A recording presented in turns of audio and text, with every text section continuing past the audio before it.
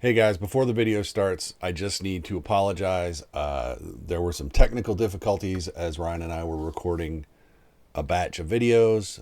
This disclaimer is going to be in front of all of them.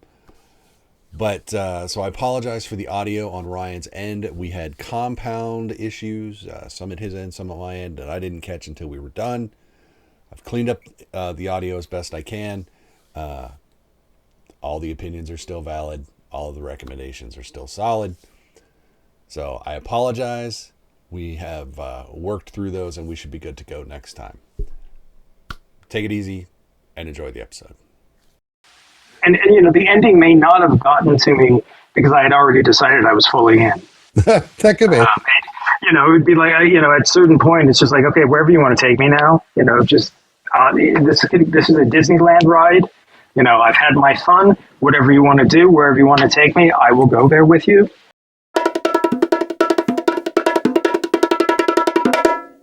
Hey everyone, welcome back to the Visually Stunning Movie Podcast. I'm Mark. That's Ryan over there, that way. How you doing? That way, over here. I'm fine. How are you? Not too bad. Let's talk about a movie that comes out tomorrow, April 24th. Writer-director David Lowery, who did The Green Knight, which I liked, but which is obviously not for everyone. If you've seen it, you know that to be true. Starring Anne Hathaway and Michaela Cole. Mother Mary. Sorry. Let me start. Let me start, and it's going to be short. Here's my thoughts going in. Oh, yes, The Green Knight. I have the big tall one from A24.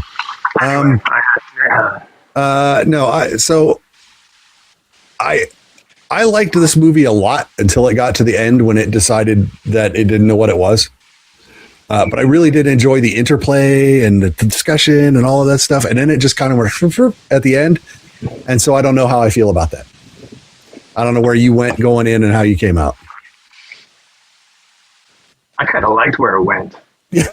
Okay. That's. So I'm trying to. Look, this is a weird film. Yes. And it's the sort of film that you walk out and you wouldn't be surprised if you're the only one who liked it. Sort of film. Like I was with Jay Kelly. Yes. only this is a good movie. Anyway, David Lowery does kind of different sort of films. Ghost Story. He also did the Disney live action remake of Puff the Magic Dragon, whatever. It's an incredibly strange film. You have Anne Hathaway, who is playing a character that I guess Madonna would probably be the easiest reference point, although maybe Gaga. Gaga, Taylor Swift. There's Mylene Farmer, who's from France, who's kind of does that sort of thing. Kylie Minogue. Anyway, female pop singer, right? Who does big, elaborate stage shows, lots of dancers, and what she's kind of hit, she's supposed to do the comeback show, right? Because things went terribly for her previously. Yep. There was an accident. Maybe accident. That's why I said incident/accident. Yep. So she, so you start kind of this big stadium sort of feel. But she runs away to the countryside to be with the costume designer who kind of established her look. Yep, back in the day. And they have been estranged, as artists often become. Anne Hathaway's character kind of left her mother, Mary, Anne Hathaway's character. Kind of left this person kind of on their own to do their own thing, and they became very successful at it, but it took them a very long time to get to that point. Yep. There may be some resentment. It's a very, there are parts of this film that could be a stage play. A lot of it takes place in this giant barn, and most of the scenes that take place in the barn, particularly for the first 2/3 of the film, it could be a two-person play. Yeah. Where you just have two people playing off of each other, power dynamics shifting, being coy, mysterious, and then things kind of go dark. Yeah. Well, they start conventionally dark. Yes, but this strays into more of a supernatural, psychological sort of thing. Yeah. And I liked a chunk of it. I really do. And it's not that I don't like the end. I don't know how I feel about the end. That's problematic. The performances are great. Yeah, the performances are incredible. They're really, really good. I mean, I've been an Anne Hathaway fan for a very, very long time. Acknowledging that, yes, she does pick films from time to time that I have absolutely no interest in, and that really don't test her range at all. But as far as a singer, we already know she can sing. Even if, Les Mis, but also she's notorious for singing on talk shows and whatnot. Right. Great singer, great stage performance. But ultimately, this is really down to just two women and their interaction, and with some magical elements thrown in, which is really my kind of film. This is completely in my wheelhouse. I spent half the film going, I wonder if that's a reference to this, or I wonder, or oh yeah, that's gorgeous. That's how I would have done it. There's just so many things that I think I told the note taker outside that I feel like sometimes I share a brain with David Lowery. He's the smart half, and I'm the part that observes. No, but I mean, there's a lot of things that he does that I would do, or that I prefer, or that I like. And he takes you on strange journeys. I think most of his films, even his not quite as good films, you go places that you didn't expect to go to. And I like that, and the structure of this is really strange because, like I said, a lot of it could be a two-person play, but then you have some backstory stuff that's in stadiums and old houses, and it's so you really couldn't do the entire thing as a stage play. So there are different things that are going on throughout.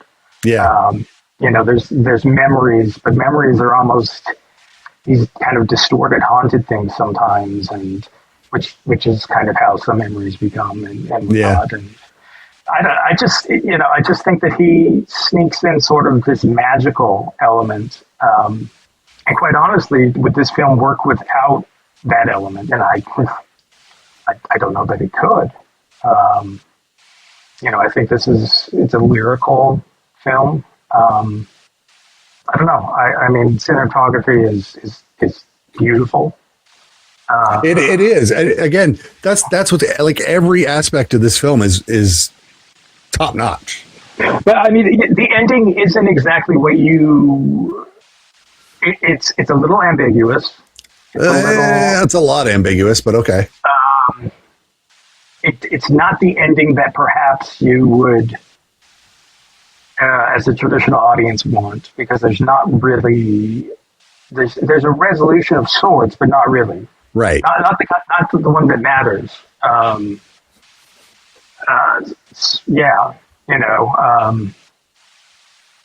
one could argue that a lot of the last scene or whatnot is absolute make-believe.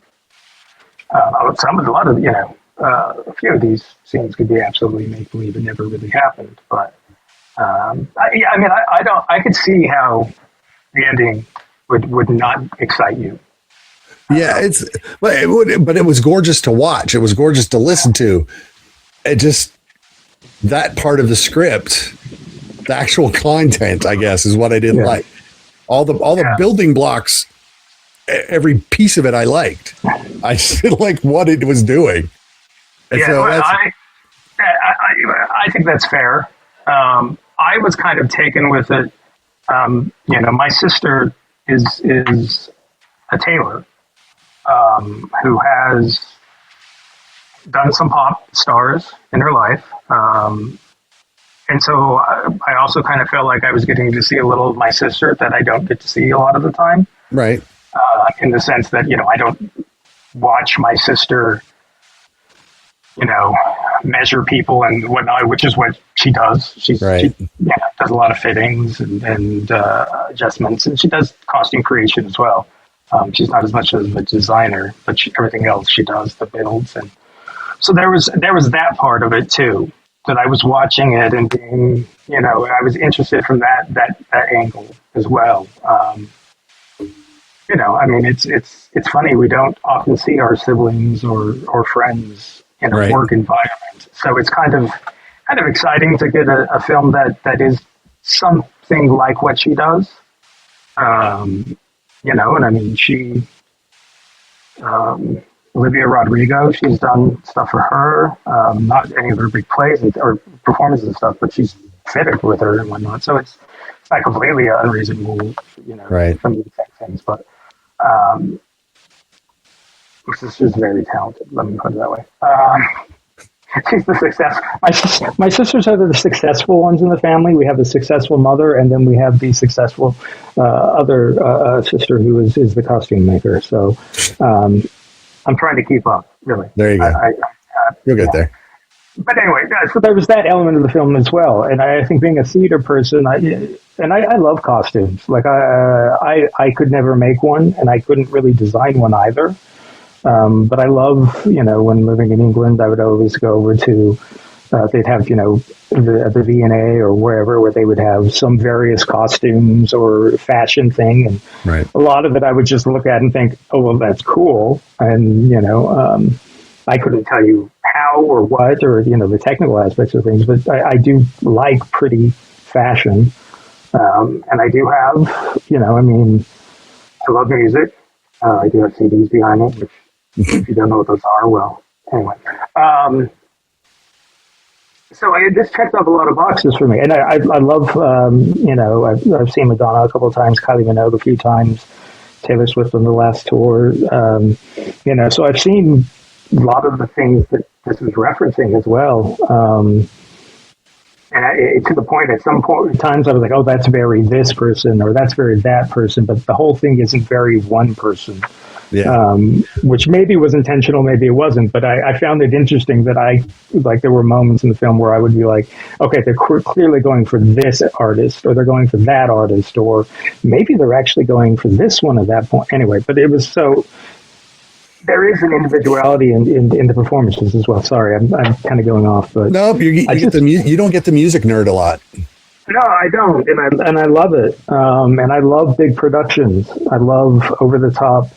And because it's, particularly when it comes to music, I also like intimate little tiny shows and things like that too. But you can have it both ways, and this is the big spectacle sort of thing. And I thought they did a pretty convincing job of it. They did well enough. Obviously some of it was probably CGI or some sort of, thing. But still, I thought it was good. I liked the performances a ton. I didn't have an issue with the ending, even though it is what it is. But again, who do I recommend this to? Well, I recommend this to people who like music, like showy stuff, but also want something that challenges them a little bit. A lot of character and a lot of, it's easy to say it's strange, and it is strange. It's hallucinatory. It's, it's just this, but it's hauntingly beautiful. Yeah. Well, I would have said dreamy as opposed to haunting, but it's the same thing. It's a little nightmarish, though. There's a couple spots, and and that's why I said I don't dislike this movie. I don't think you have to like or get, quote unquote, the end to appreciate a lot of this movie. Yeah. But it is is not your typical fare. No, It's in a completely different way. It's as kind of challenging a watch as like Women Talking was a couple years back. Okay. Because there's not a lot going on, but there's a lot going on. Yeah, it's all, yeah. Which, by the way, if you haven't watched Women Talking, go watch Women Talking. Yeah. That's great. But it's a little more cut and dried too. Yeah, no. This is how I would have done Women Talking, if that makes sense. Like, it would I would approach things pretty much a lot of things with it that life has a magical element and it exists maybe in our imaginations, but our imaginations to a certain point are as real as anything else, and we can convince ourselves of that. And so, I love this sort of film. Yeah. And the ending may not have gotten to me because I had already decided I was fully in. That could be. It would be like, at a certain point, it's just like, okay, wherever you want to take me now, just this is a Disneyland ride. I've had my fun. Whatever you want to do, wherever you want to take me, I will go there with you. And we, so I was excited throughout, but worried as well, watching and going that it's sort of thing was like, well, is anyone else going to actually like this? Does anyone else have as eclectic taste in things as I do? And I normally do. I would normally be right there with you. It's like I said, I'm just not all the way to where you are.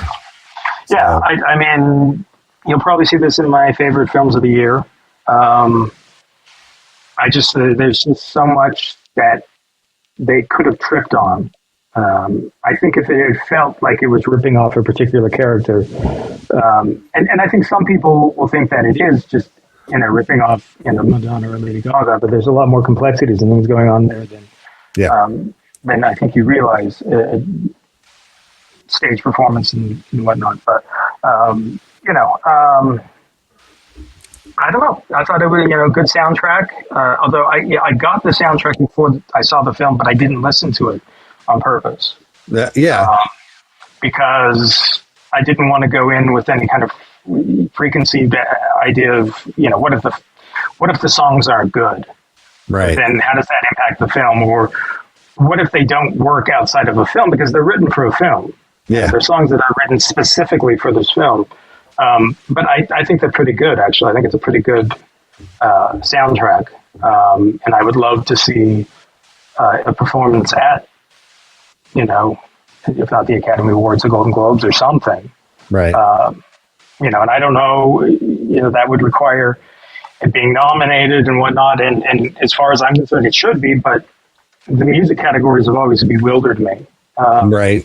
Because you never know which way they're going to go. I mean, I think it would be. I would love to see the spectacle of it. I think Anne would love to do it.